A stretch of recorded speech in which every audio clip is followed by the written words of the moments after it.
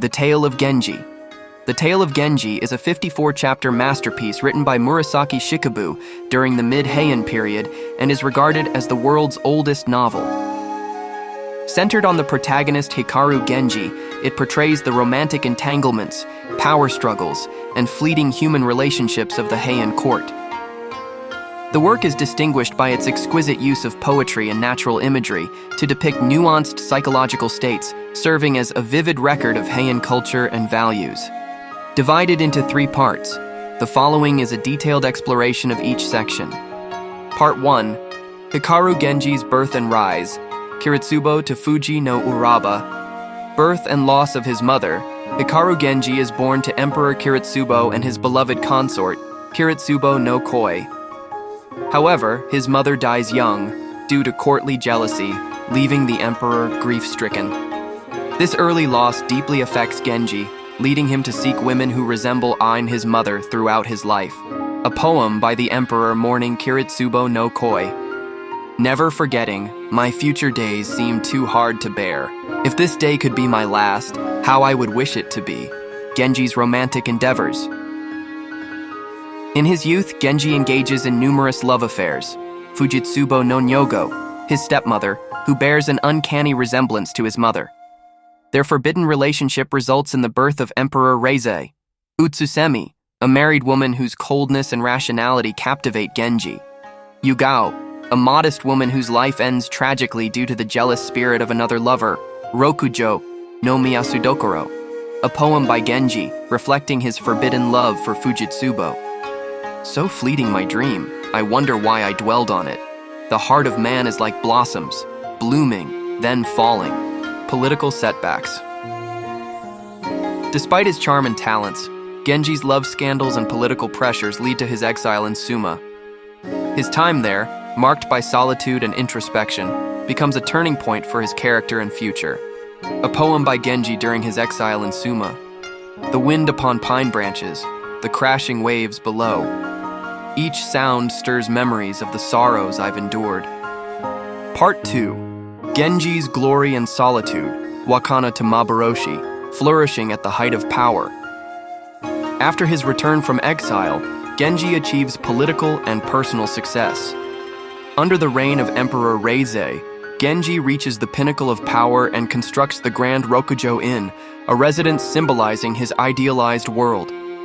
The residence reflects the 4 seasons and houses multiple women, epitomizing Genji's prosperity. A poem symbolizing the beauty of Rokujo Inn, like a bridge of dreams across the spring night. This splendor too will one day dissipate into clouds. The decline of Genji's marriage with Murasaki. No Yue, Genji's once harmonious marriage with his ideal companion, Murasaki no Yue, deteriorates when he takes Anasan no Miya, 3rd princess, as a new wife. Anasan no Miya, a young and immature bride, whose infidelity with Kashiwagi results in the birth of Kaoru, a secret that devastates Genji.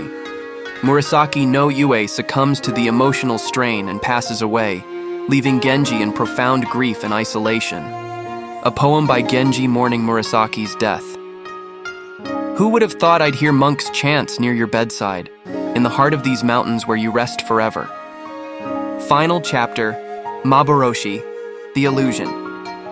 After Murasaki's death, Genji contemplates the fleeting nature of life and begins to seek solace in Buddhism. He disappears from the narrative in Maboroshi, leaving his ultimate fate shrouded in mystery. Part 3. The Next Generation, Uji Jujo and Neo Miya. Introduction of the Next Generation. The 3rd part focuses on Kaoru, Genji's supposed son, but actually the child of Kashiwagi, and Anasan no Miya and Niu no Miya, Genji's grandson.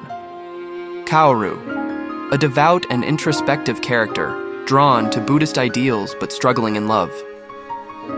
Niu no Miya, charismatic and bold, captivating women with his charm, though he lacks depth.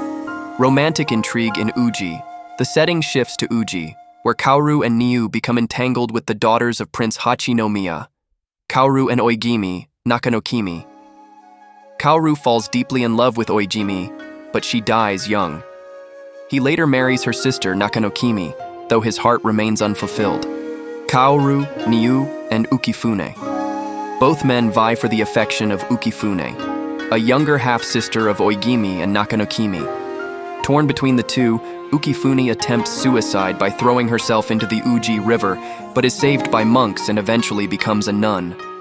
A poem expressing Ukifune's sorrow. Drifting through this fleeting world, with no place to belong, how sorrowful my path. Themes and legacy of the tale of Genji, themes of love and impermanence. The story explores the fleeting nature of life and love as characters search for unattainable ideals. Generational shifts. Genji's era of brilliance does not carry over to the next generation, where unfulfilled love and struggles dominate. Buddhist influence, the pervasive sense of impermanence reflects Buddhist teachings on the ephemeral nature of worldly attachments. Conclusion. The tale of Genji is an unparalleled literary achievement, capturing the intricate emotions and fleeting beauty of life through exquisite poetry and storytelling. Its enduring themes resonate far beyond the Heian period, inviting readers to reflect on the nature of love, loss, and the human condition.